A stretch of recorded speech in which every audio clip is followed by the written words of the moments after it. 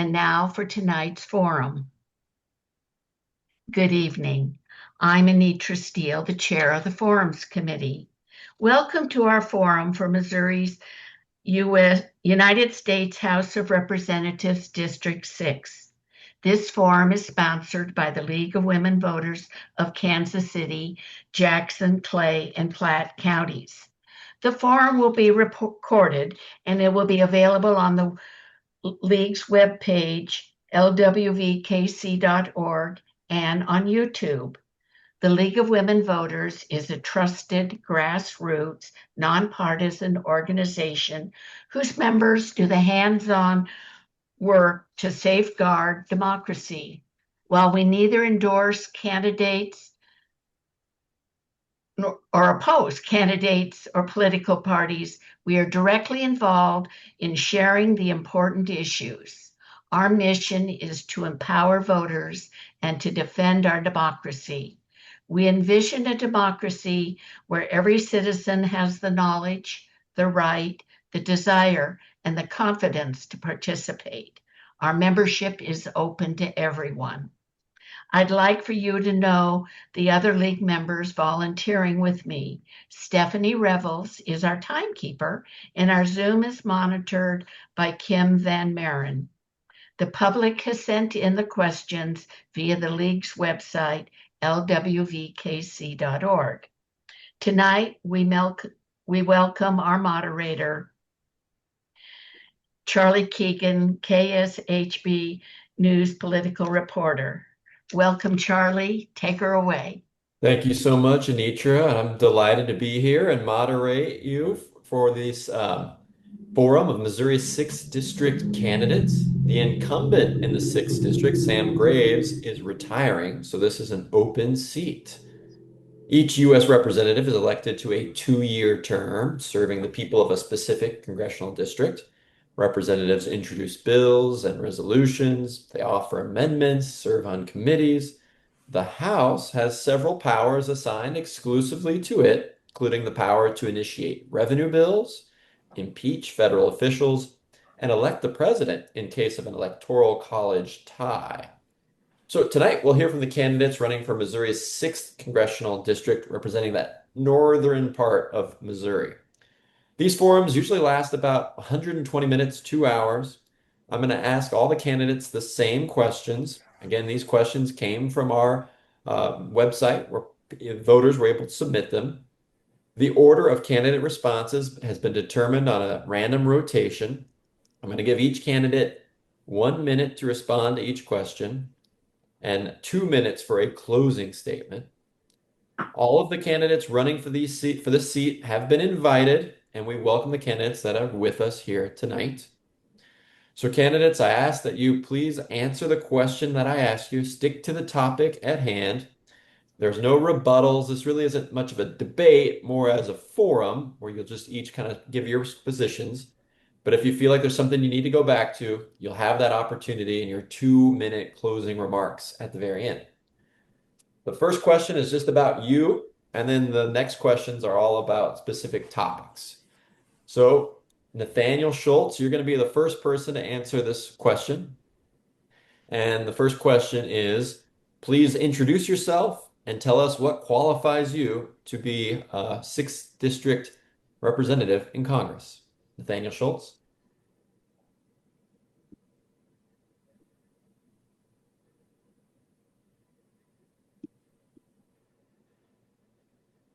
And Nathaniel appears to be on mute right now. Here we go. Yes. All right. All right. Well, thank you. You would think I'm young enough not to have technical difficulties, but I'm getting it figured out. Yeah. So, yes. Well, thank you. Thank you all for your time. Happy to be able to jump in with you. And really, I'm from rural Northeast Missouri, so kind of on the other side of the state, and live on a small farm there. Grew up on a small farm there, and just have a lot of the rural economy values. You know, that's what comes innately to me because that's where I live and work. And we've got a small business there. I'm raising my 4 kids. I've got a 7-year-old, a 5-year-old, a 3-year-old girl. Those are all girls. Summerlin, Emily, Charlotte, and then I've got a year and a half old boy, Coda. So, we're raising them right here. I'm kind of subject to the same laws and the effects of regulation, and I want to build their future. I want their future to be something I'd be proud to say that I had something to do with, and make it a place that more younger people want to grow up and stay. For me, everything changed when we have kids, and we realized that we needed to be in a place where our kids wouldn't need to leave in order to have opportunity. So that's my goal. That's the vision and where my heart's at. Thank you so much, Nathaniel. We're going to move on to Josh Schmid next.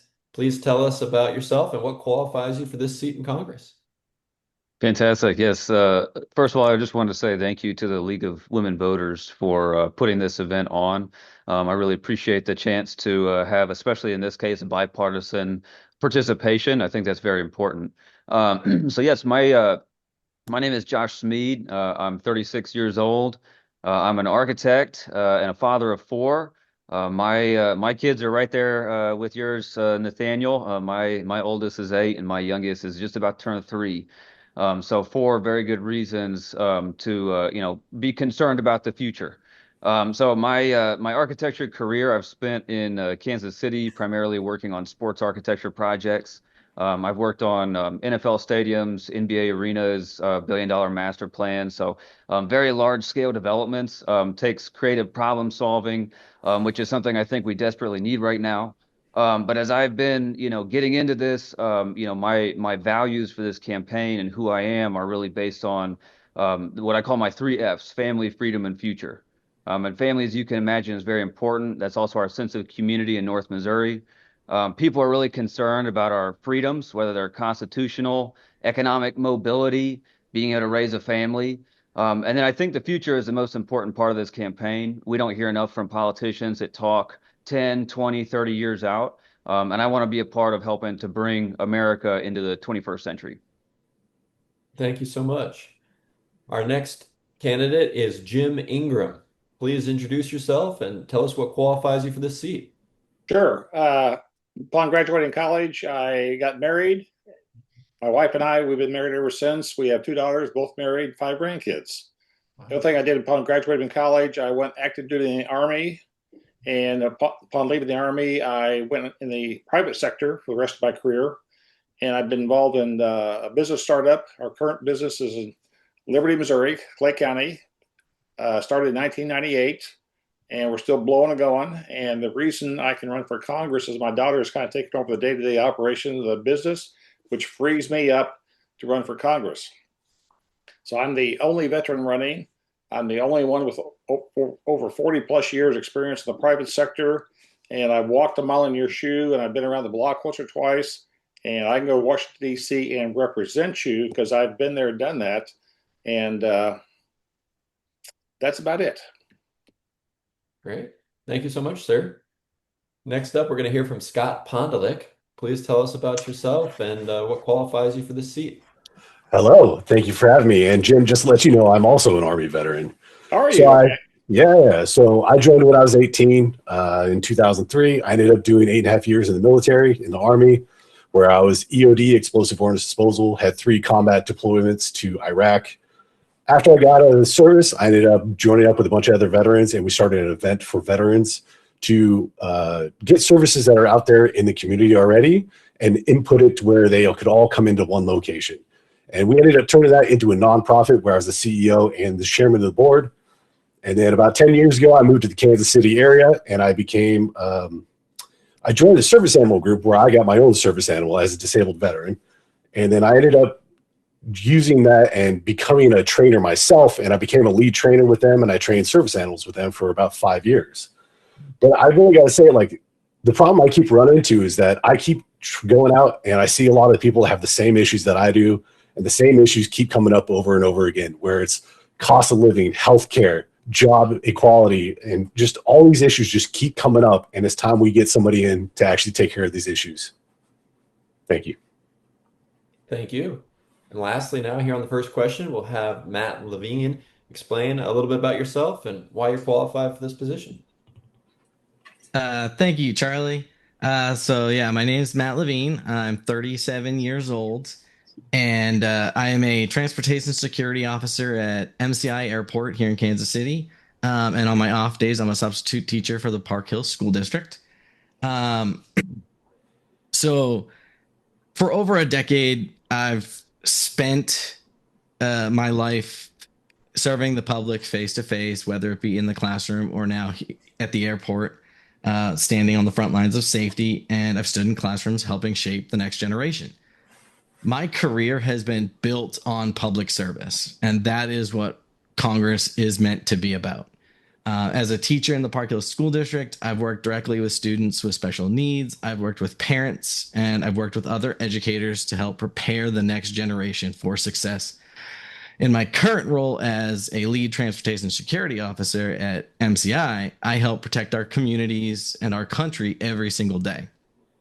These experiences have taught me the importance of accountability, of teamwork, and putting the people first. I understand the challenges facing working families because I have lived alongside them. I've had to live paycheck to paycheck like some of our Missourians have. Um, and so I'm seeking election to continue my service to the public and to bring honest, compassionate, and responsive leadership to Washington. Thank you so much. We're now going to move on to our next question, which has to do with the wide scope of the 6th district. Jim Ingram, you're going to be the first to answer this, but I'll read the question here for you. There's a little setup about redistricting. As a result of recent redistricting by the Missouri legislature, Kansas City is now split into 3 districts, the 4th, 5th, and 6th. So in addition to parts of Kansas City, you'll also be representing rural parts of northern Missouri. So if elected to Congress, how will you manage to represent such wide-ranging interests? Jim Ingram, you're first. Sure. I filed with the FEC last spring to run for this office. I then joined the Missouri Farm Bureau and went to their state conference in December at Lake of the Ozarks. So I could learn about farming and ranching. I talked to a lot of great people, met a whole group from Caldwell County and had some great conversations. They were amazed I was there. And I told them, well, they asked me, well, Jim, why are you here? Says, I came to learn. And they were just flabbergasted. Usually most politicians, they go to events like that and they tell you what they think you need to know rather than sitting back and listening. So I come from a customer service background, and I listen, I learn, I do my homework, and I know about the city. And all of us, I'm sure, have relatives or farmers and ranchers in some way, shape, or form. I've got an uncle that was a farmer in western Kansas. So, but you need someone to go out and listen to people. One of my pledges when I run is that I will visit every county in this district at least once a year with a face-to-face conversation to tell them what I'm doing for them, and they can tell me what I need to do or be doing to make their lives better. And I think that's the key. Thank you very much. Scott Pondelik, you're next with this question. If elected to Congress, how will you manage to represent such wide-ranging interests? Actually, I believe Jim nailed nailed it right there off the bat. We need to make sure that we have people that go out to the community and talk to the people, because that's the only way you really know what is going on the ground. It's the same thing in the military. You need to go where the action is at to understand what is truly going on and what is happening with the people. And I believe that's the biggest problem that we've had currently right now with this representation that we have, is that nobody's listened to anymore. And we definitely need to have somebody out there, and I will be out there. I will talk to as many people as possible. I don't care if you don't agree with me. I don't care what your problem with me. I'm going to sit there and I'm going to listen. I don't have any reservations about what your ideas are. I want to hear everything, and I want to learn what's going on in this community. Great. Thank you so much. Matt Levine, you're next now with, if elected to Congress, how will you manage to represent such wide-ranging interests in the district? Yeah, so both Jim and Scott were spot on. It is a wide range, so it's thousands and thousands of miles, but there's thousands and thousands of people that need to be heard. Missouri's sixth congressional is diverse, like you said. There's agricultural communities, there's small towns, there's suburban areas, and going to each individual county and talking with people, you hear different responses on what is affecting them. And so my goal is just like Jim said, is going to every single county and speaking with everybody and hearing what everybody has to say, what's affecting them, and how we can work together to make their lives better. Great, thank you so much. Josh Smead, you're next here with, if elected to Congress, how you manage to represent all the wide-ranging interests of the district. Yeah, absolutely. So, as I've been working on putting my campaign together, I started pretty much right at the tail end after the 2024 election. Started getting things into gear and started doing campaign events early in 2025. So I've been at this for a little while now. My team told me today, I think I'm at about 20,000 miles on the car. But I've been meeting with dozens and dozens of people all across North Missouri. What people are talking about here, but I'm doing it, putting the miles on the car and seeing people where they are.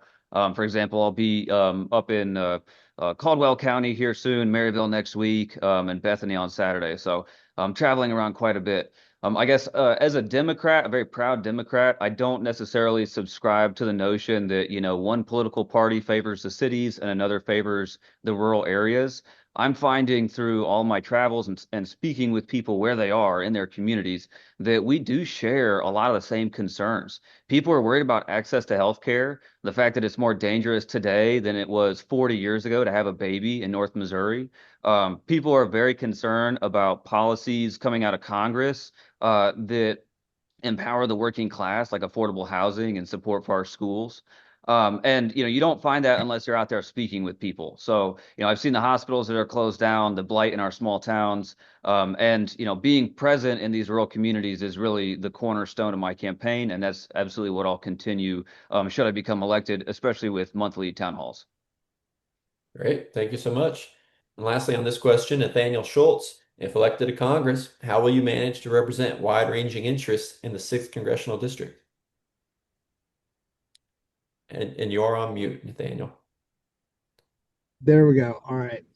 Hey, thank you. You know, my placement in the district, I would say geographically, right, is kind of the opposite of most of you guys, to my understanding. So, kind of on the far east side, and those interests are different. What we have in common is the economy is based on small business, and most businesses in the U.S. as a whole are small businesses.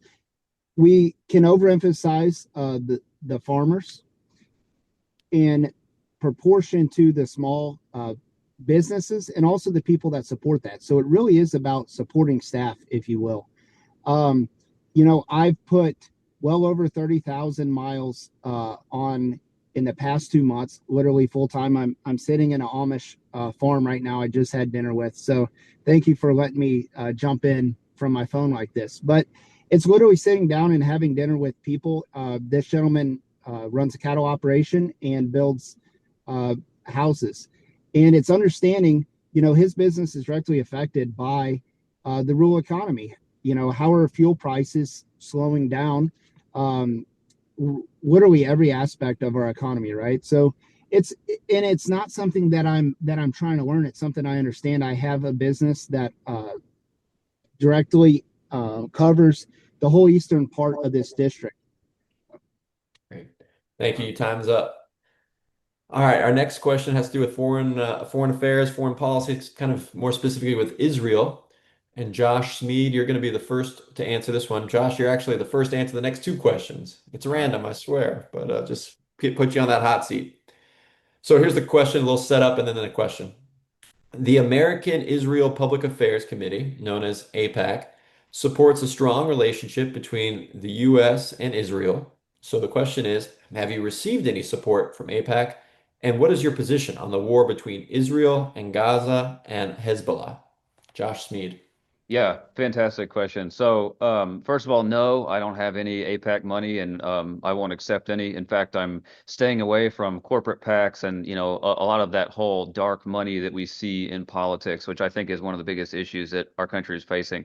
When it comes to Israel, I'm always and I always have been in support of Israel's existence, and that's they deserve to exist as a sovereign state. However, in the current configuration of geopolitics, it seems like Israel is calling the shots for American foreign policy, particularly with Iran.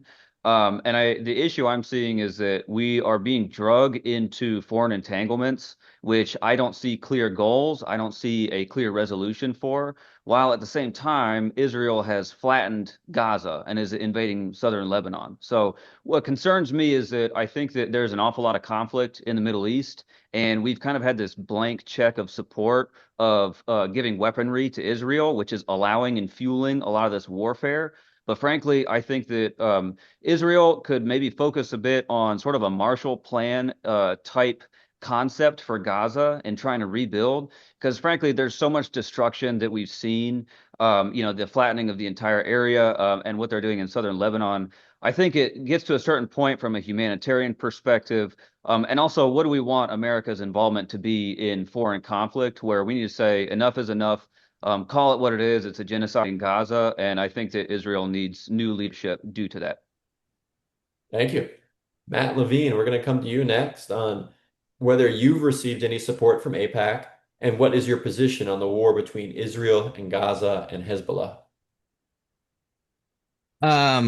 So no, I have not received any APAC money. I don't plan on taking any corporate PAC money of any kind whatsoever. Just like Josh stated, the dark money and politics, we need to get that out, in my personal opinion.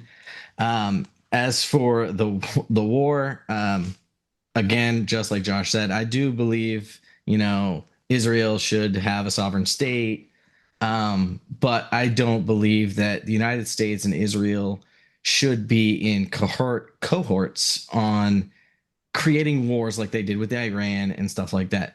We should, with our own national security policies, be the country that we've always been in defense. And so we shouldn't go out and start attacking other countries. And I also don't believe that Israel and the United States should be destroying other nations. I am one that is huge for human rights, and I don't believe what they're doing is being human. Got it. Thanks so much. Nathaniel Schultz, you're next here on whether you've received any support from AIPAC, and then what is your position on the war there between Israel, Gaza, and Hezbollah? Sure. Well, thank you. And I have not received any money from APAC. And thinking about this question, because I know I have it on another show, I'm not sure that I would reject it. I'll stand with Israel. I'll stand with their defense. And I've got maybe a different perspective on it. And I want to be extremely respectful to Scott and your service. I think you've lived some of this experience, and I'm eager to hear your opinion on it. But from my understanding, Israel is at the behest of the United States, not the other way around. So the deal with us funding and supporting them has to do with their military. And the way that I see it is that it's a weapons development program for the United States, rather than Israel being a rogue actor that drags us into it. I think that just like their Mossad, they're doing things that we won't do, and we say, oh, Mossad, that's really bad. How could you do that? But the whole time we were in cahoots with them. So I think that's the way it works. If you look at Epstein, I believe that's the same type of deal. So I do not like the current government, and there's several things I disagree with what Israel's doing, but I believe militarily that most of that has been at our behest. And I've got some issues with that, but I'll stand up for them defending themselves. As it comes to Gaza, they were attacked, and there's no such thing as proportionate response whenever you're talking about defending a country where you were actually being attacked like that. You take care of the problem, and I support them doing that. Thank you so much. Jim Ingram, you're next here on whether you've received any support from AIPAC, and what's your position on the war there between Israel, Gaza, and Hezbollah? I have not taken any money from AIPAC. Israel is a strategic partner of ours in the Middle East. We do a lot of great things for each other. We trade technology. We help each other out in times of crisis. The thing that people forget is that Israel, for the last 10, 20 years, have been getting rockets fired at them from the north and from the south. And Israel is smart enough to be organized enough to knock 99% of those rockets down. And the other side thinks, well, no harm, no foul. Sure, they shot missiles at you, but they didn't really hurt anybody. Well, that's not the point. And then when they invaded Israel October 7th and killed 1,000 plus people, Israel had to do the only thing they could do is go into Gaza and take out Hamas.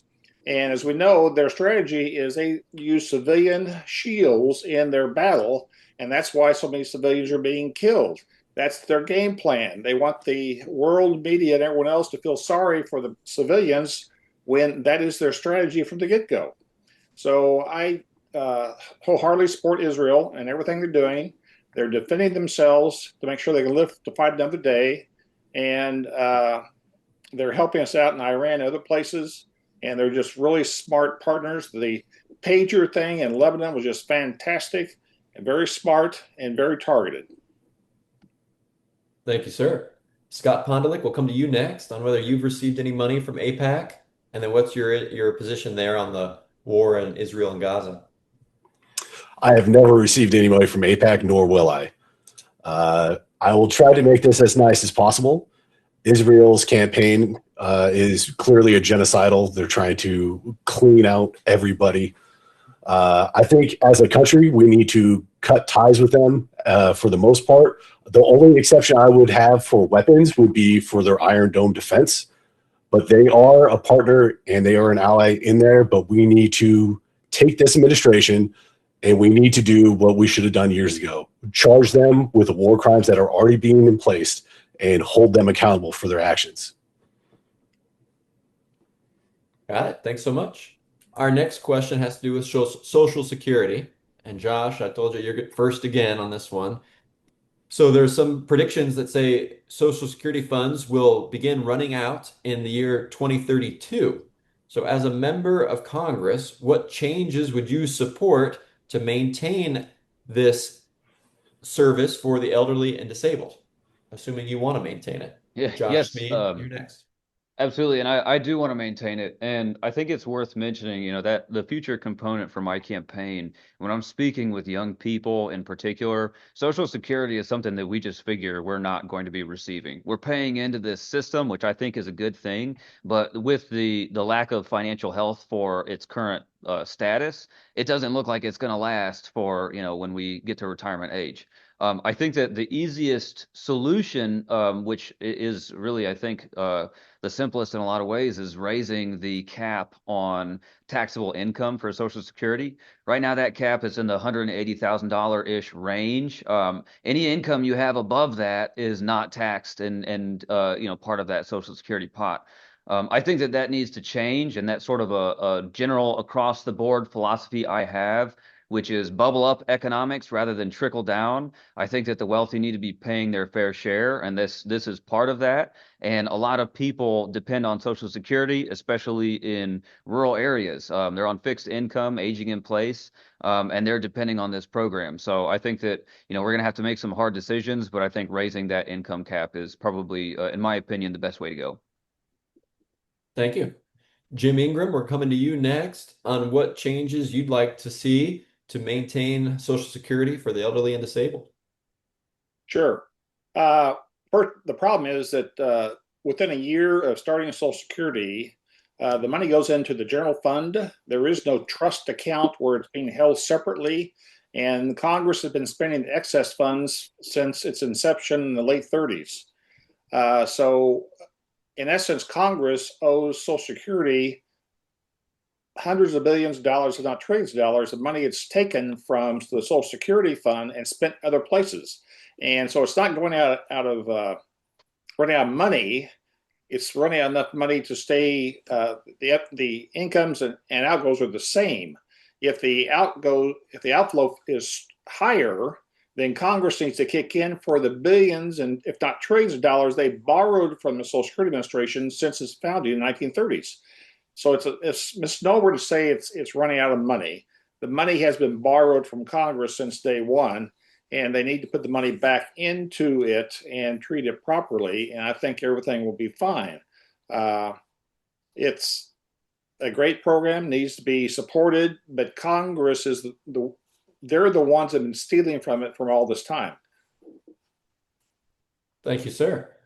Matt Levine, we're coming to you next on what changes you'd like to see to maintain Social Security for the elderly and disabled. Thank you for that question. So Social Security is, one of the most successful programs in our nation's history, representing a promise for lifetime after you get out of work. That's, when you're disabled, whether you're elderly, or just, a retirement fund. And what I would personally do is, like what Josh said, I would like to increase that income threshold. I also believe that we should secure Social Security for future generations by asking those wealthiest Americans to contribute their fair share, ensuring the program remains financially strong without placing a greater burden on the middle class and the working families. We should protect the purchasing power of benefits so seniors and people with disabilities can keep up with the rising costs of groceries, of housing utilities, or even prescription medications. For our rural communities here across northern Missouri, Social Security is more than just a retirement program. It's an economic lifeline for them.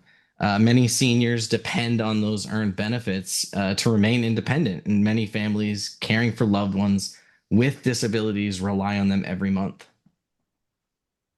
Thank you so much.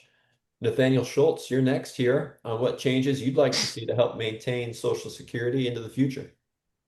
Yes, well, I would like to start where Jim Ingram talked about the stolen money, and I know it's out of a mythological account, but we need to calculate what that amount should be that has been paid in. We need to do a full transfer. We need to get that off of that account and into a fiduciary account. If we treat it like an endowment and it's in the stock market, it would have grown exponentially.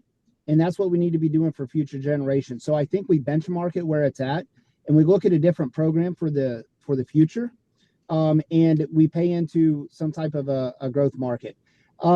There's a couple things we're talking about paying the fair share, guys, and that is absolutely ludicrous. The fact is that people of higher income, that's usually because they're part of a business, and that business is paying a significant amount of the tax. If you look at the number of people paying the volume of taxes that's proportionate to rich people, what we need to make sure is that illegal immigrants, people who are not here lawfully, are not being able to use our system. It's breaking our Medicaid, it's breaking our Medicare, and it's going to ruin Social Security if we let those people who have not paid in. I mean, guys, look, you're talking about being socialist. And if we're going to be socialist, then everyone needs to be equal, right? It doesn't work whenever it's lopsided. So that absolutely will not work. And that's not going to set our future generation up. It's going to make it a lot worse. Thank you, sir. Scott Pondelik, we're here to you now again on what changes you'd like to see in the Social Security system. Like it was said before, we need to eliminate the cap on Social Security on income. Number one, that'll stabilize the income or the amount of money that is available for Social Security. Number two, like it was mentioned before, we need to start taxing billionaires in a way that is effective, but we also need to tax the billion-dollar companies that are not currently paying taxes. Not only would you be able to use that money to stabilize Social Security, make it to where it will last much longer, we could also reduce the age of Social Security so people can actually retire and enjoy their retirement, not being 67, 68, 69. The other portion I want to really affect is when it comes to applying for Social Security benefits, these are benefits you paid for. You shouldn't have to hire attorneys or get help from somebody else in order to apply for benefits that you already paid for. We need to make sure that the government is there to do what it's supposed to do, is help you get these benefits that you've already paid for. It's the same thing when it comes to the VA benefits. The veterans are supposed to be taken care of. They shouldn't have to fight with attorneys to get the benefits that they earned by blood. Thank you. Great. Thank you so much. And Scott, we're going to come right back to you. You're going to be the first to answer this next question. Yeah, keep you right there. It has to do with AI, artificial intelligence. So the New York Times on Saturday published an article about voters who are using AI to help them make decisions about whom to vote for. So what measures would you support to limit AI's influence in politics? Scott Ponelik, come to you first. And specifically with politics, I know for me, I would definitely like to see limitations on AI and what it's doing, and it needs to be held accountable for the influence that it has on a lot of people, whether they're young or old. Because there's kids right now that are killing themselves because AI told them to. There's people that have AI girlfriends that are telling them the same thing, where like, oh, we could be together if you just end it now. We definitely need regulations to prevent this. We also need to make sure that they're paying their fair share when it comes to the amount of power that they use and the amount of healthcare issues that come from the facilities itself. They definitely need to start doing that. We need to regulate how much water they do. But as far as dealing with politics itself, that's kind of a difficult question because it is come down to the freedom of speech and what is really what you want. Great. Thank you so much. Josh Smead, we're going to come to you next with that one. What measures would you support to limit AI's influence in politics or beyond? We can add that. Yeah, and it's a great question. I mean, we're really, AI is a fascinating advancement in technology. I mean, even just a few years ago, from, these rudimentary images to now the types of things it can create almost instantaneously.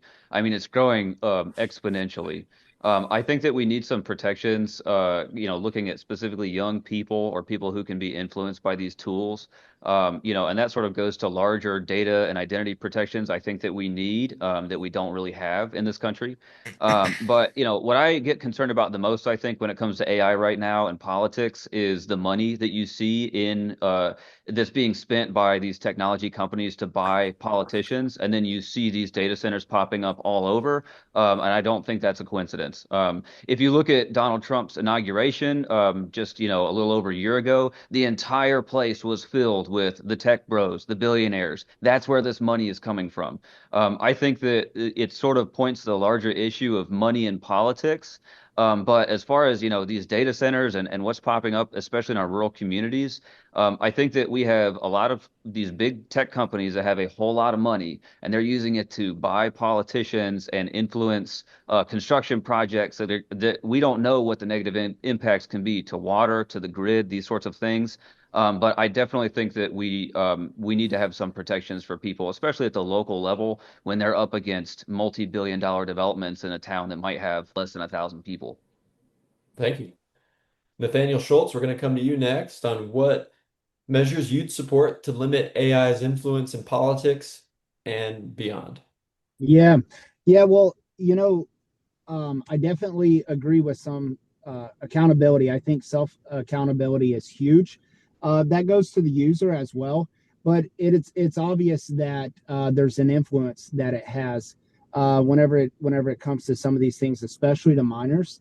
So I do support some type of age limitation, but I'm wholeheartedly against the surveillance state, and that's my biggest worry with all this AI.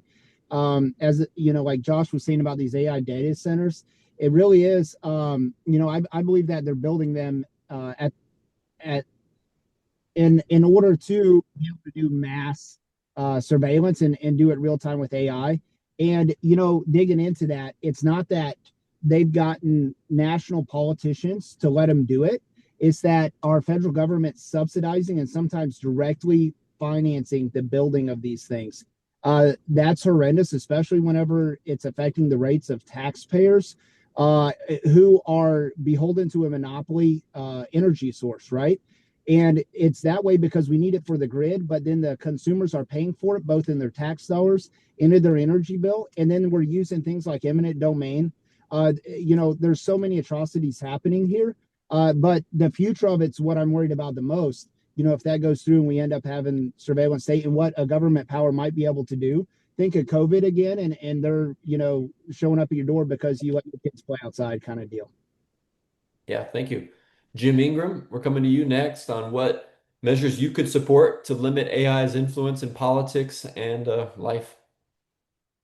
the influence, whether it's AI or any publication or newspaper or television station or anything, we need to teach our young people to be critical thinkers and not listen to one source, listen to multiple sources, and make educated decisions. There are always going to be people. My clock says 11 seconds. I think that's wrong, but whatever.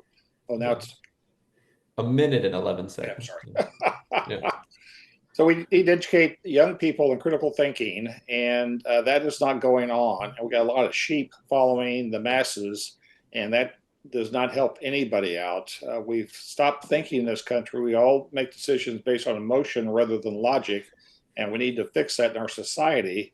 And until you fix that, then you're going to still butt heads with people on the other side of the aisle, and nothing's going to get accomplished. You need to be critical thinkers. You need to use logic. You need to get multiple sources of information. And then from there, you can make an intelligent decision, whether it's for politics or any other reason, and make a decision. Thank you. Matt Levine, we'll come to you next on what measures you could support to limit the influence of artificial intelligence in politics and beyond. Just want to start off by saying, like, at work, we talk about critical thinking and common sense and how nowadays common sense isn't common. And artificial intelligence is just, it's one of those it's the most transformative technologies of our current time. Every major technological advancement, it brings opportunities, but also it brings serious risks. I personally believe that we should allow to advance, but have safeguards to protect the American people, our minors, specifically. We must ensure that AI doesn't just replace our workers without investing in job training, workforce development, and stuff like that. We must protect our students, promoting responsible AI use in our education system while preserving critical thinking, as Jim said, and higher academic integrity. I also think we need to defend Americans' privacy. With AI, people say, oh, our phones are listening to us. And we really need our privacy back. And we need to combat against the AI generated frauds, our deep fakes, and stuff like that, while also establishing clear standards so that AI is never used to undermine our elections or our democracy. And doing so, I believe Congress has that responsibility. Thank you so much, Matt. And Matt, you're going to be first on this next question. It has to do with the SAVE Act, the Safeguard American Voter Eligibility Act, which would require individuals to provide documentary proof of U.S. citizenship when registering to vote in federal elections. So at its base, the question is, do you support the SAVE Act? And then the person who submitted this follows it up with, please explain your position, including how you believe it would affect both election security and eligible voters' access to the ballot. So I'll repeat that one more time for you, Matt. Yeah. Do you support or oppose the SAVE Act? And please explain your position, including how you believe it would affect both election security and eligible voters' access to the ballot. That's a very good question. Thank you for the question. So my understanding is when we go to register to vote, we already have to prove that we're a citizen. We have to prove we live where we live. So I don't understand the real reason that we need to have this SAVE Act. So I personally am opposed to the SAVE Act. You need to provide your address. You need to provide some sort of document, whether it be a driver's license, a passport. You have to prove that you are a U.S. citizen to even register to vote. So I don't see how people are saying, oh, our illegal immigrants are, rigging our elections. That's not actually happening in real time. That is just what people are saying to, I don't want to say it, but fearmonger. And so my stance is we already have these in place and we don't need to pass another law that is just, it's just reiterating what we already have in the American system. Thank you so much. Nathaniel Schultz, we're coming to you next on do you support or oppose the SAVE Act? And please explain your position on election security and access to the ballot. Yeah, absolutely. So we definitely need to pass it, and I'm against redundancy. But what we're talking about is to cast your vote, not to register to vote. So what we have is a massively inflated register rule where we have people who have deceased or moved that are not taken off of the rolls, and it's very very easy to get fake IDs, and a lot of the people who are working here that are not actually here legally are already in this system where they've got IDs, they're using social security cards, but there's 100 people with the same name, just their own ID with it.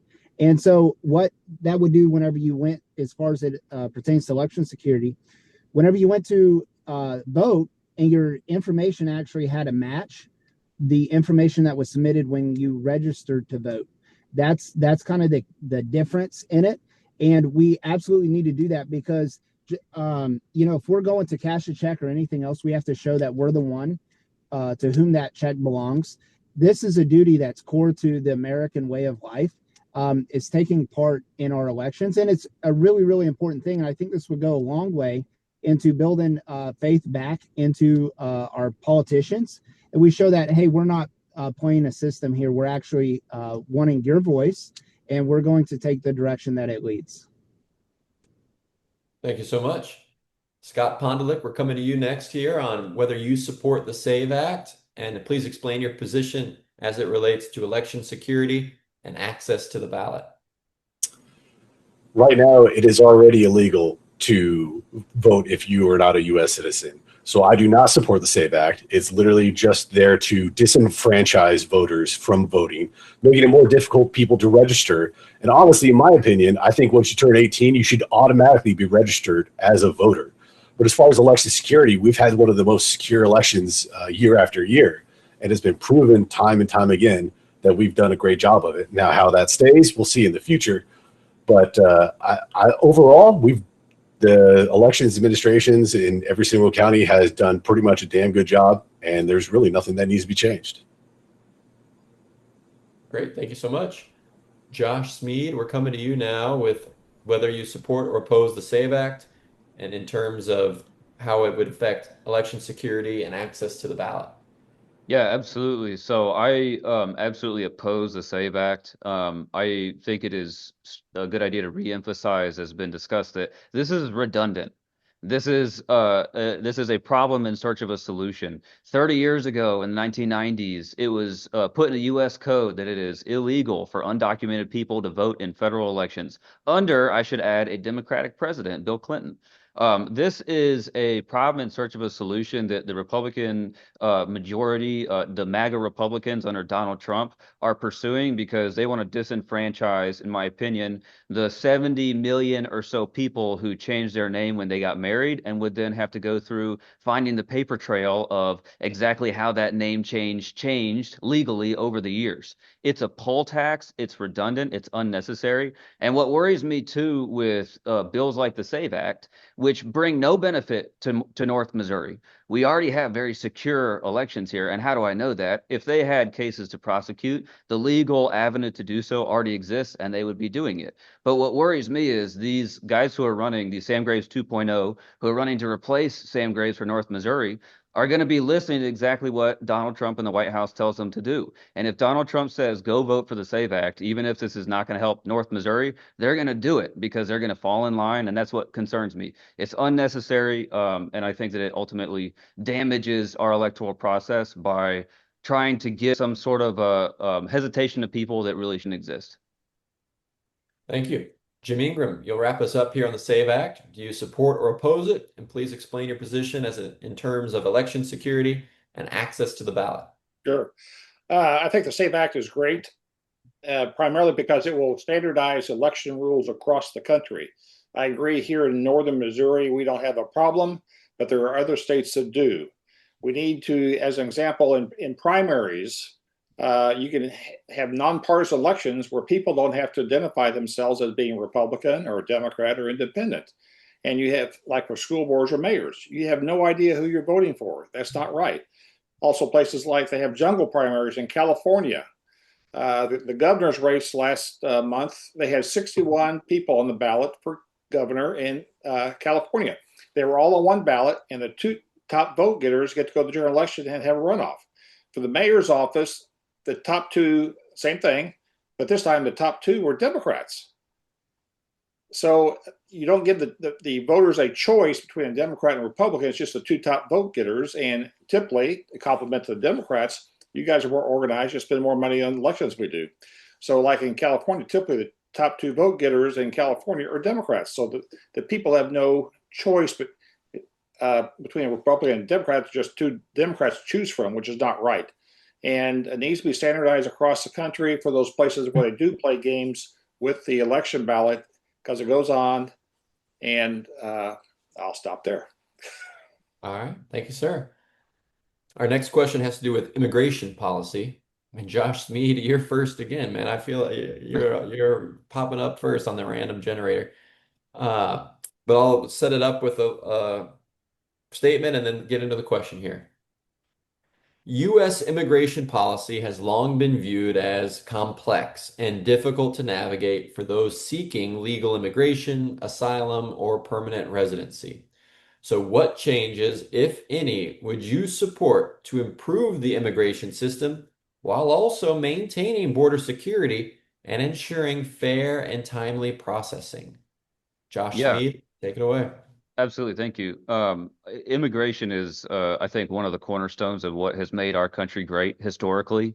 The fact that we've had millions of people who've wanted to come here, make themselves better, contribute to our culture, and grow a family here. And what we're seeing right now with the immigration policies of the Trump administration is they're heavy-handed, to say the least, but unconstitutional use of ICE and shooting American citizens and executing them in the streets, detaining American citizens. I mean, very serious, not just constitutional abuses, but human rights abuses as well.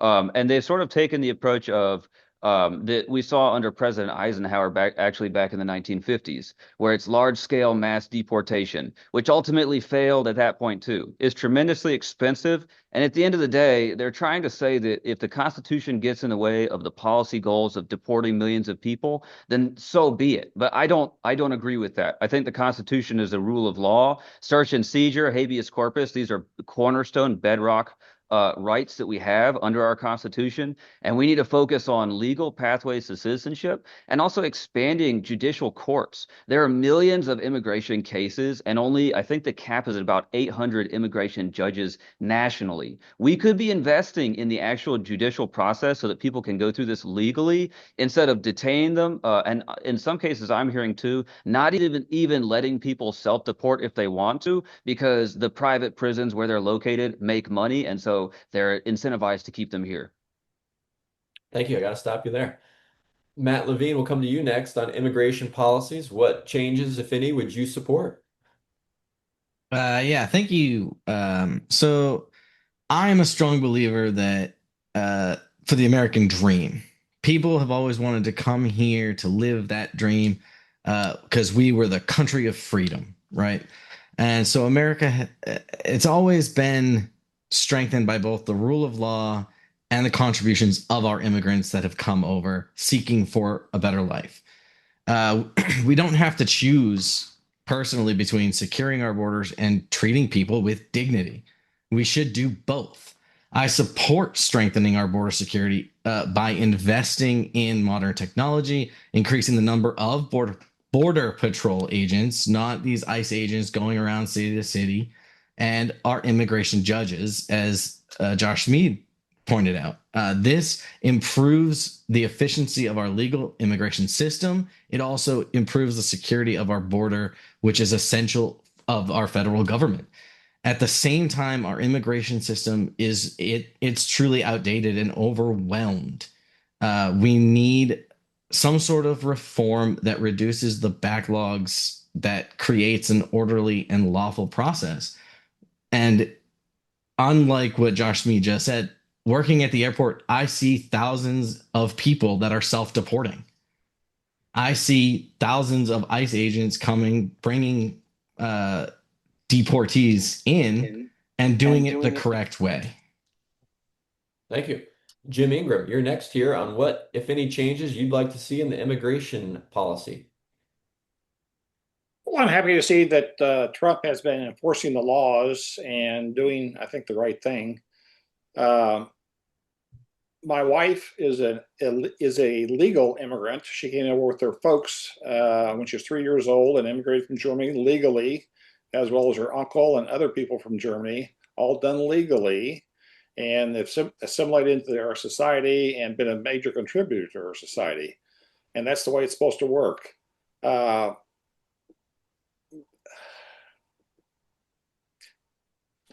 Democrats' solution to this is their excuse is they want a whole comprehensive plan for immigration reform, which translates to mean you give us our way or it's the highway. We can do bits and pieces of the legislation throughout time and fix specific areas, but the Democrats have refused to do that. So the Democrats need to give up a little bit, and we can fix little pieces here and there that need to be fixed and come to a better solution rather than a comprehensive reform package, which means give us our way or we're not going to talk to you, basically. So, Great. Thank you so much. Scott Pondelik, we'll come to you next on what, if any, immigration policy changes you'd like to see.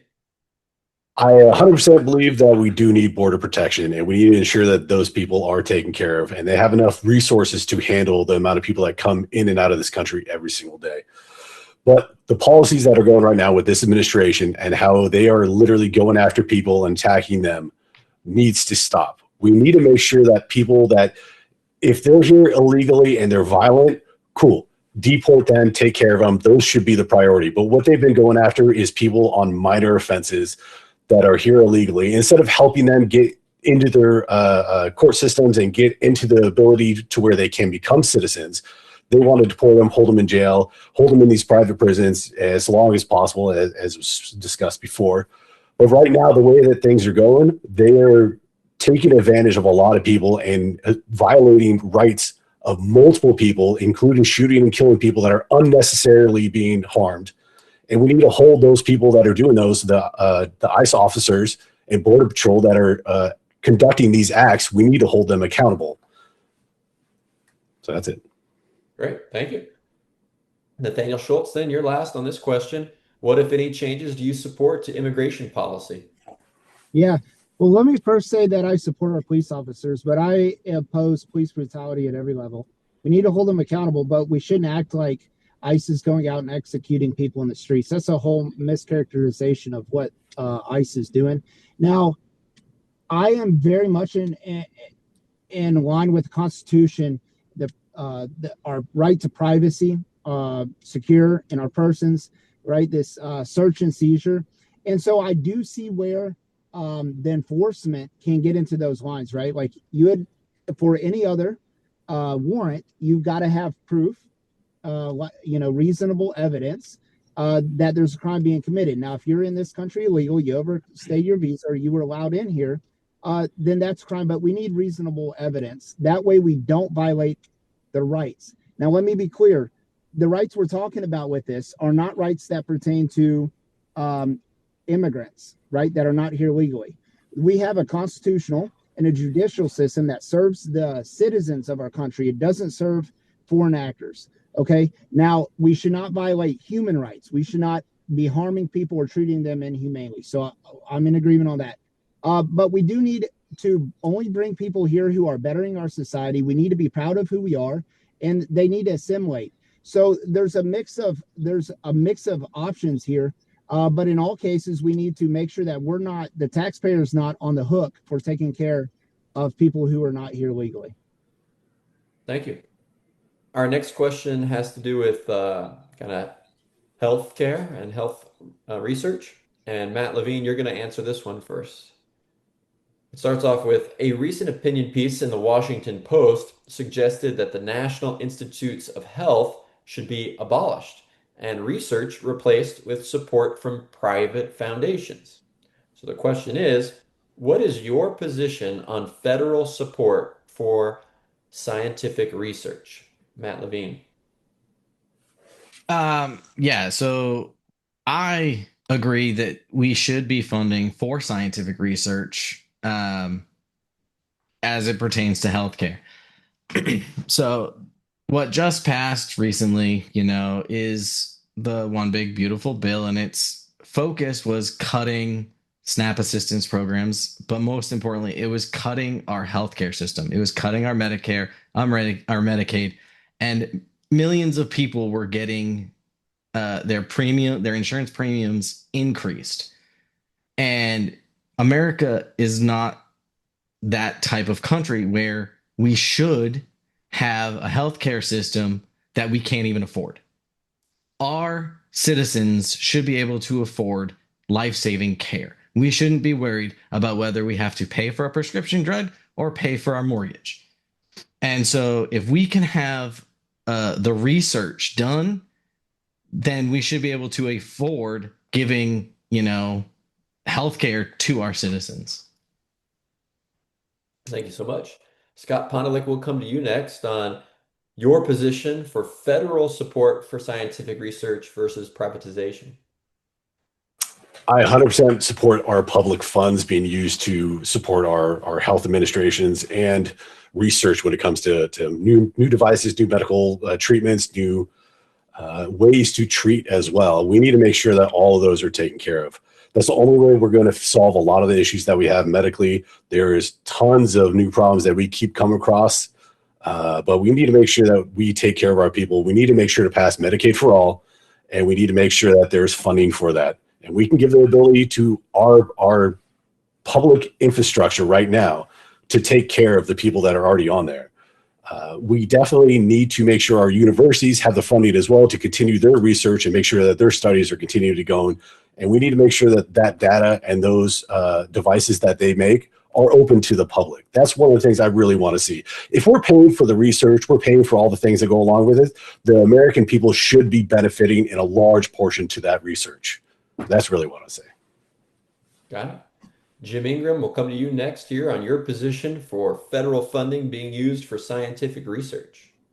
I agree with Scott as far as the between the private sector and the government sector both investing in research for medical cures of all kinds, which however it works best between the two groups of people.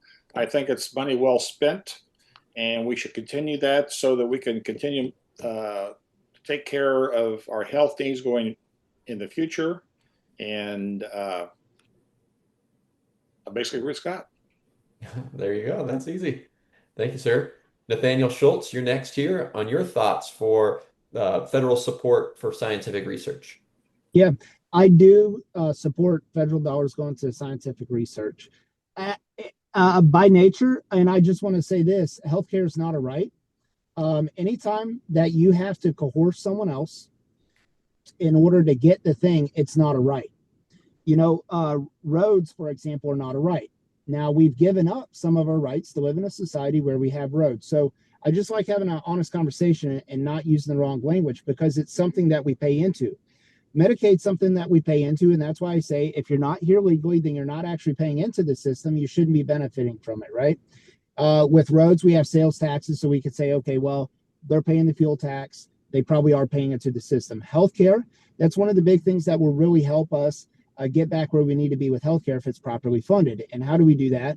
By making sure that the people are paying into it. I actually do agree on that basis that we should have healthcare for all, and that we should fund this through our colleges or universities. And a big thing for me on that is if we don't find a solution that's profitable in the private sector, will we really care or chase it, right? That's where it needs to be fiduciary to the people paying in or the taxpayers to make sure that we're finding solutions that don't just sell a drug, but actually cure the disease. So I'm very big on that.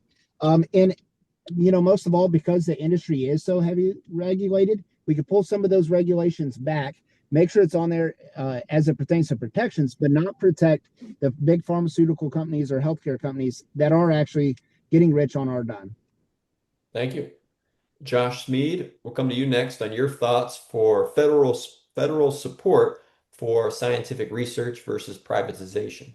Yeah, absolutely. I mean, I think that, the private market and being able to, participate in capitalism and advance innovation is critical. But I also think that, we are fortunate to live in this country that has an absolutely world-class higher education and research system that's already in place. What we've seen and what concerns me about the Trump administration, and as of late, is we're seeing a lot of those dollars being cut. They're doing it under the guise of, they say boogeyman words in certain circles like DEI, and then they're making broad cuts, which are harming a lot of people. For example, I know that they've also, and part of the cuts they've made has been in cancer research. I mean, arguably a great thing that we really do want to invest in. So what concerns me is just the fact that, when we have some of these MAGA Republicans in charge as they currently are, they seem to be anti-science. I'm pretty happy to hear that everybody on this call sounds pretty well universally in support of research and development, because I really do think that that's good, that that's common ground. And I'm also very interested to hear too that there might be a Republican on here that likes universal health care. But I definitely think that that's federal dollars is money well spent, and I don't necessarily support the pure privatization of innovations that we all depend on when it comes to advancements in healthcare and the like. Great. Thank you so much. Our next question kind of has to do with that buzzword of this election, affordability. And we're going to start with Jim Ingram. And here's the question. Given that rent, housing prices, and everyday essentials remain at historic highs, exactly which federal policies Oh, will you support in the U.S. House to increase the local housing supply and directly lower the cost of living for working families? Jim, do you need me to repeat that or you feel good? I'll take a stab. uh, One of the biggest problems, or something legislation could pass, is to get rid of a lot of the regulations around housing, far as the Green New Deal, where we had to increase insulation levels and solar energy and wind energy, and all these things are terribly, terribly expensive and not cost effective compared to other forms of energy, for instance, and get back to the basics and the cheapest of doing those things.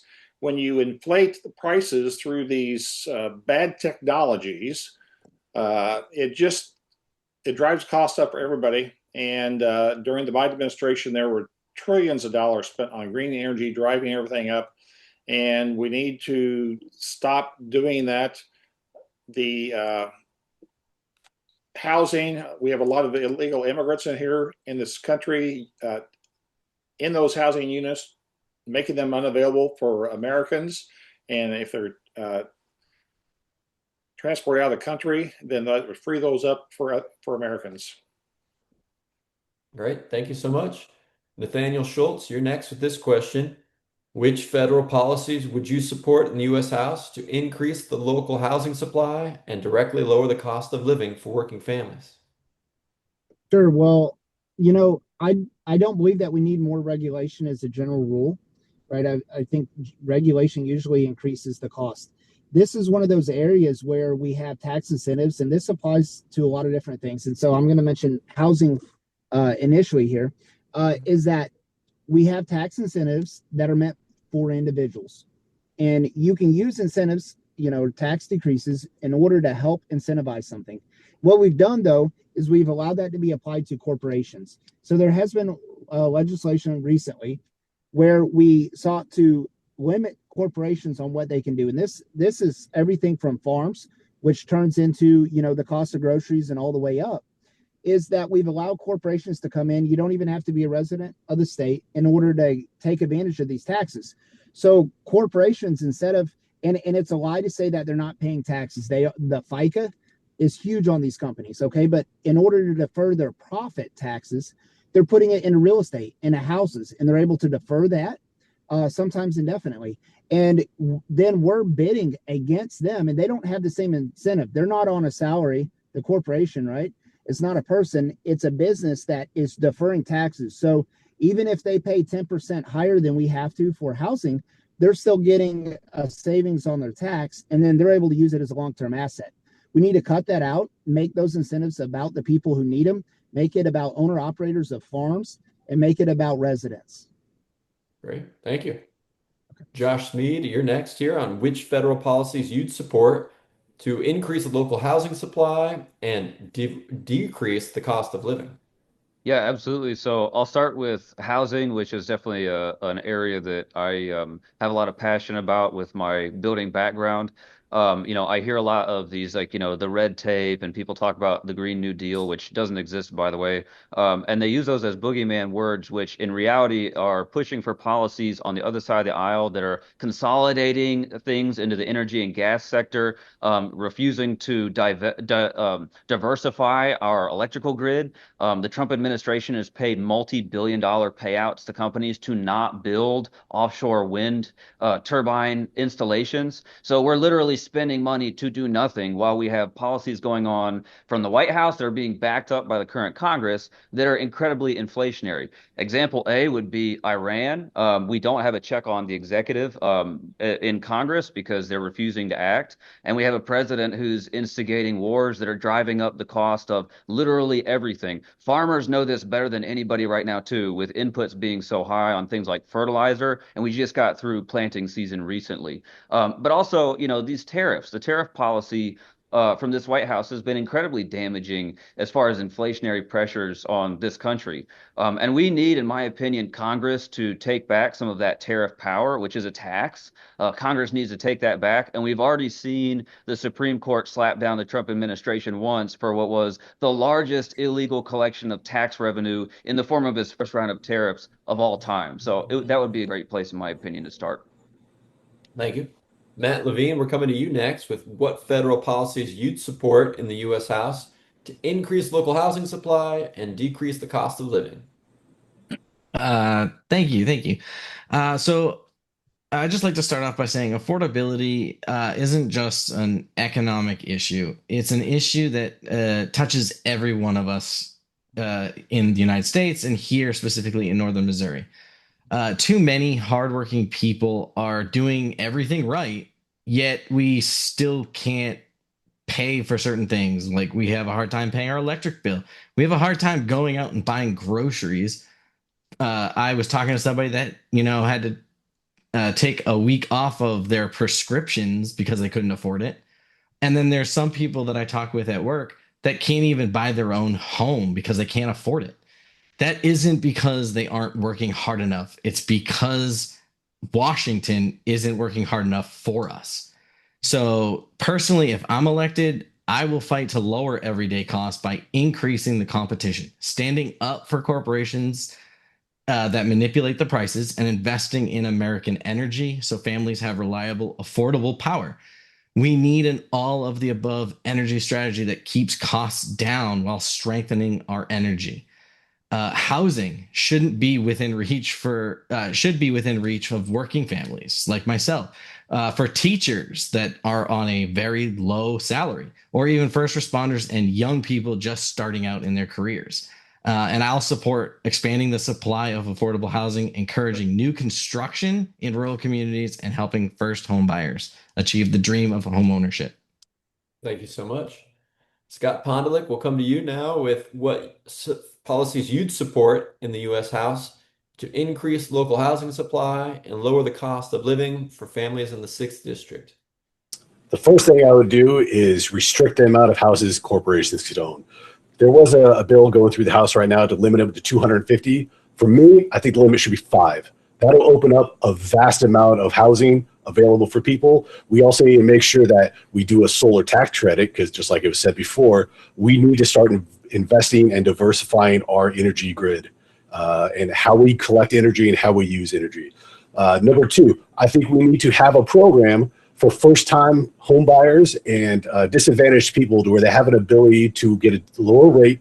And there was a program in Oklahoma where they had it where they paid a down payment. So after they paid the down payment, so we would pay the down payment, the government would pay the down payment. And then after 10 years of good payments, that then gets released and it counts as paid into the account, and you're free to go with the amount of money that's there. The debt is forgiven.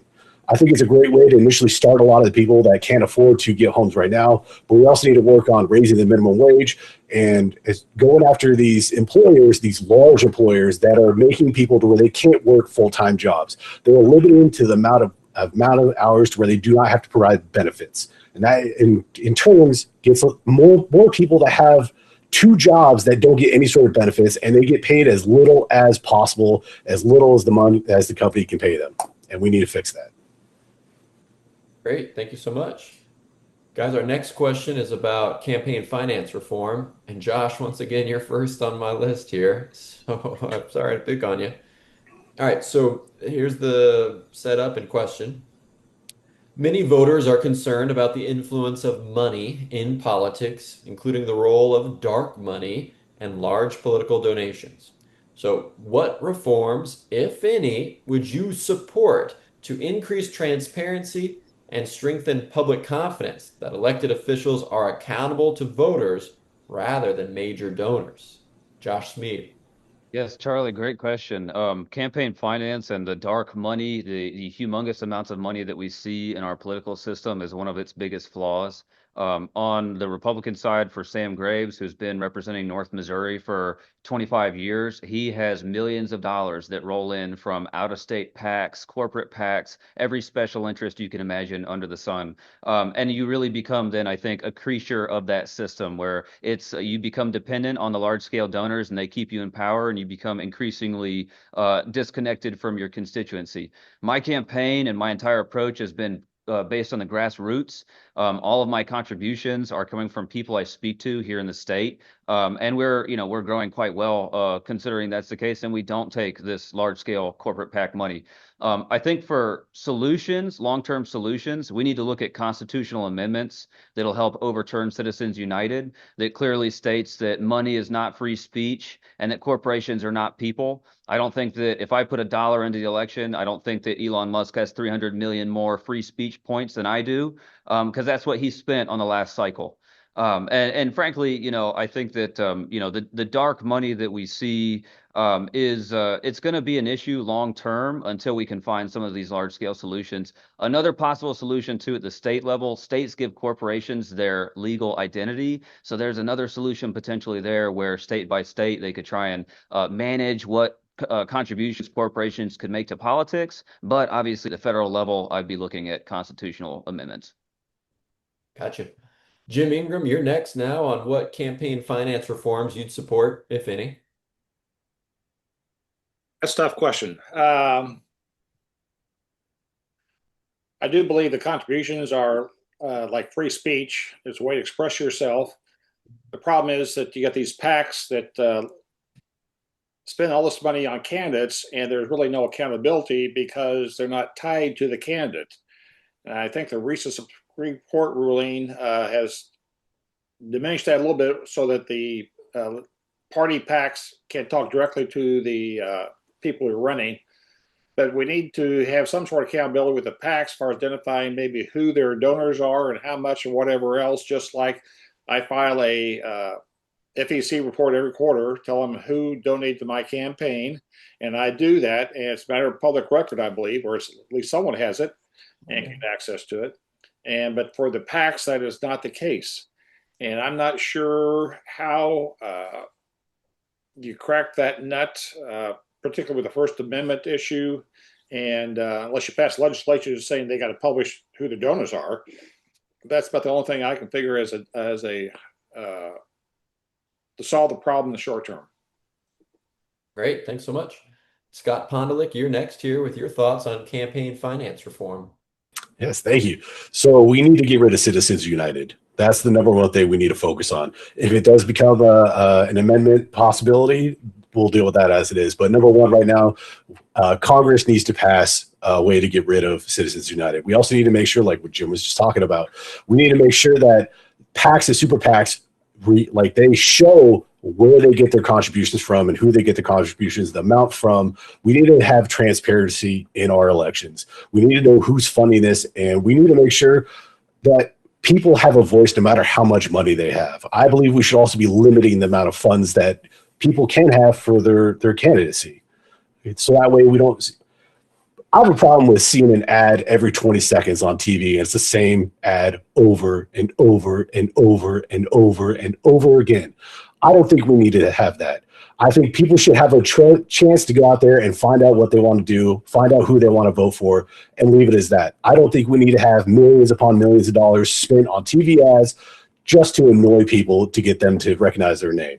We definitely need to have limitations, and we need to make sure there's transparency throughout. Thank you. Will those TV ads pay for my salary, Scott? I'm sorry. No, it's all good. Nathaniel Schultz, you're next then on campaign finance reform. Yeah, there are definitely some things we can do about it. And first off, I mean, annoying ads or no annoying ads, we don't limit other people. So everyone does have the right and can go research who's in the race. I need to put that responsibility back on the voters. Now, it is wild whenever you look at some of the incumbents, like we were talking about Sam Graves, and the amount of money they have, the donor list to that party are private, to that connection. I mean, there's ways to get it, but essentially the machine rolls with the incumbent. That makes it really hard to vote out your congressman if you don't want him. Now, I'm proud to be endorsed by Missouri Right to Life. And that being said, I've received $0 from anyone besides an individual. So I've received zero money from PACs. I want to be clear about that. There is, and just so everyone knows how this works, because, like a PAC, if it raises money, it can run ads. It just has to disclose that it's political in nature, and the ad has to disclose it. They can't just give unseen amounts of money to a candidate. Now, there are, depending on the race you're in, there are some amounts of money they can give to that candidate, but that information is public knowledge after the reporting period for that time. So, whether or not I can get my name is widely known in a district like this is the whole game, and that takes a lot of money to do. So, I definitely resonate with that, but it is up to the voter whenever it comes down to it. Great. Matt Levine, what kind of campaign finance reform could you support in Congress? Thank you for that question, Charlie. So you talked about dark money, and that is one of the biggest threats to our current democracy because it allows these wealthy special interests to influence how elections are being run without the public knowing. And whether we're, a Democrat, a Republican, independent, libertarian, we should all agree on one thing, that the voters should be the ones deciding our elections, and they deserve the transparency. I believe elections should be decided by the people, for the people, not by some secret money laundering or billionaires writing these enormous checks behind closed doors. That's why I personally support stronger disclosure laws so Americans know who is funding these political campaigns and independent spending. As someone who's running a grassroots campaign, I understand the value of support, one conversation, one small dollar donation at a time. My campaign is strictly built on teachers, union workers, farmers, retirees, small business owners, and families who just believe their voices matter just as much as any special interests. So restoring trust in government begins with restoring transparency. When people who is funding campaigns can have confidence of their elected officials are acting in the public interest, our democracy is stronger. Thank you so much. All right, our next question is pretty open-ended. It gives you guys a lot of control. And Nathaniel, you're going to be the first to answer this one. The question is, what question do you wish I asked you? And then how would you answer that question? So kind of like a wild card for you. Nathaniel, you get to go first. Sure. Well, thank you. In this role that we're seeking, we're asking for votes. Essentially, we're asking to be hired by you. And so it might be, a question that pertains to like what your expectations are of us. And I know we talked a little bit about that with some of the questions. So I would just say, there's a few things that we could do to be more transparent. I think that was the nature of one of the questions, but I was the first candidate that I'm aware of that signed a pledge to limit to term limits in Congress. So the pledge was essentially, will you co-sponsor and vote on in favor of, regardless of how it comes to the floor, term limit bill? And I did look up. There is a term limit bill. It pulls it down to just 3 terms, 2-year terms. And I will vote for that however it comes. I believe that engenders a little bit of trust. But people should be able to have fresh blood in there, and it's so hard because of the incumbent factor. If you don't like your congressman, to get him out.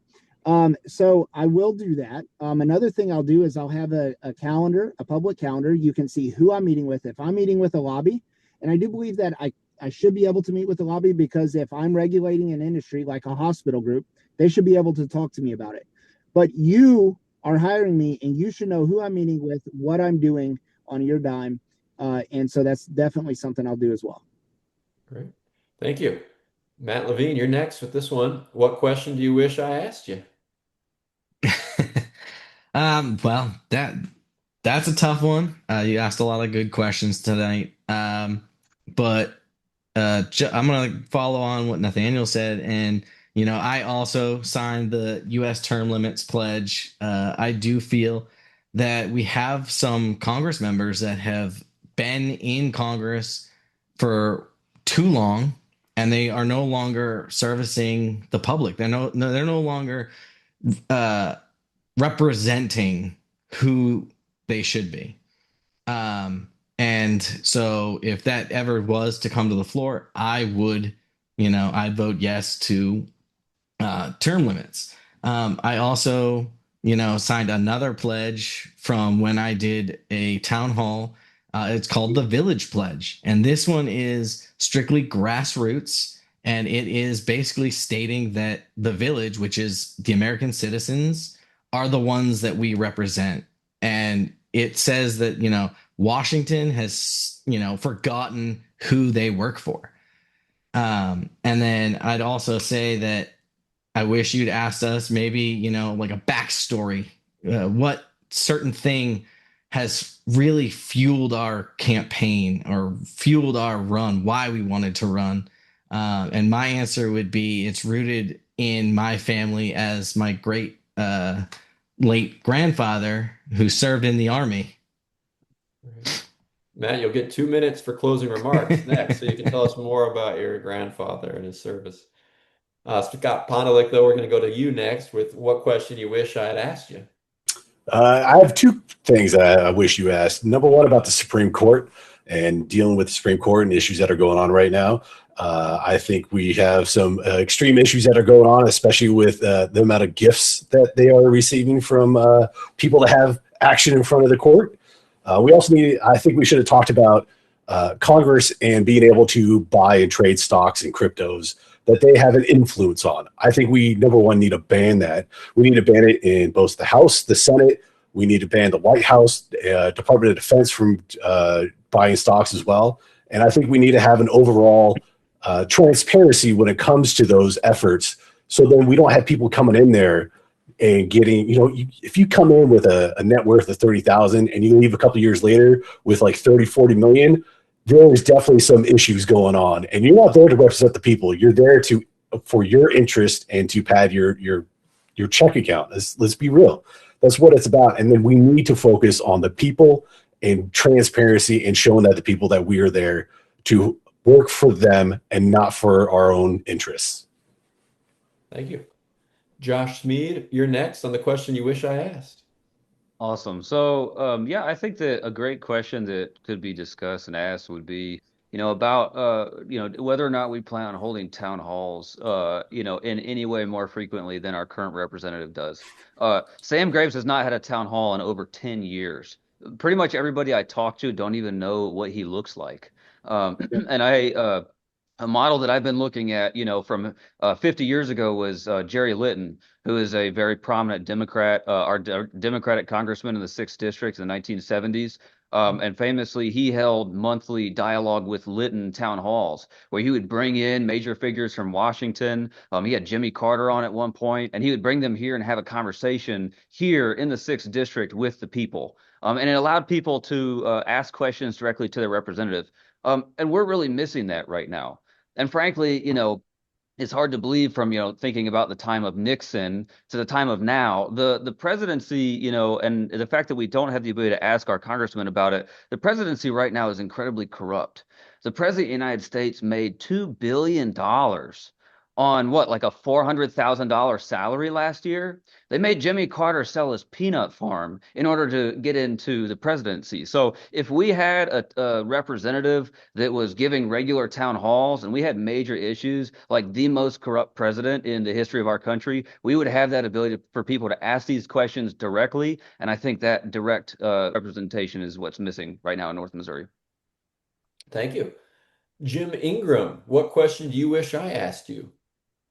Congress is broken, and we need to have a constitutional convention to fix it. There are currently 20 states, including Kansas and Missouri, that already passed a resolution calling on a convention of the states so they can propose amendments to the Constitution. There are 6 more states and 1 or 2 legislative bodies have passed the same resolution. They're waiting for the other body to do the same. And once it gets passed, the total would be 26. We are 7 states short of holding a constitutional convention. We need, Congress is not going to fix itself. We need term limits. We need a balanced budget amendment, and a whole bunch of stuff.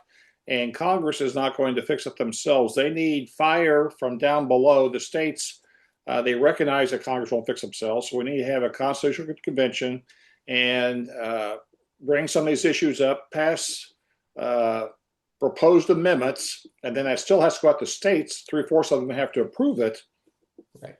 But then we can fix Congress and get it back on course. Otherwise, I fear that without term limits, balanced budget amendments, we are just doomed for as long as until that happens, basically. Great. Thank you all so much. Well, candidates, it's now time for your 2-minute closing remarks. And I want to personally thank you for joining us. And then I have an ask for you. Please share the League of Women's Voters website with voters and this recording, and encourage everybody you see in the next 25-ish days on the campaign trail to get out and vote. Make sure that they exercise their right to vote. I'm sure you're doing that already. Well, folks, we'll get started now with your 2 minutes for closing remarks, and we're going to start with Scott Pondelik this time. Scott. Well, thank you again for having us. This has been a great experience. I really do enjoy coming out and actually seeing the other candidates to see what they have to say. So again, thank you very much for this.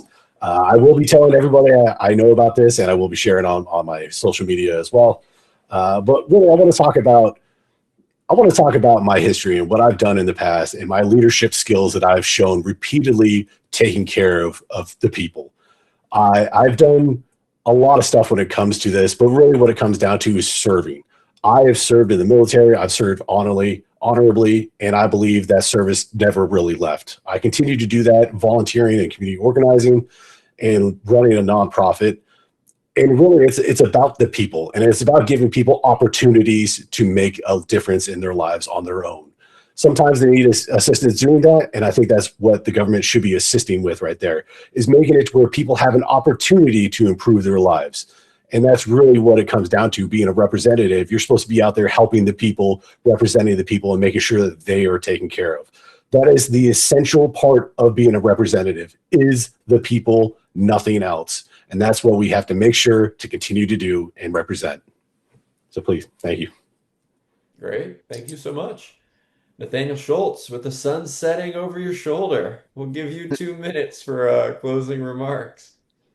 Well, yeah, thank you for the pardon on the poor lighting here and everything. No, it looks nice. For allowing me to join this. I respect your time, and I do appreciate that. So, I do think that your connectivity to the people really matters whenever we talk about town halls, whenever we talk about being connected. And really, it's a disgrace that we've had a representative this long.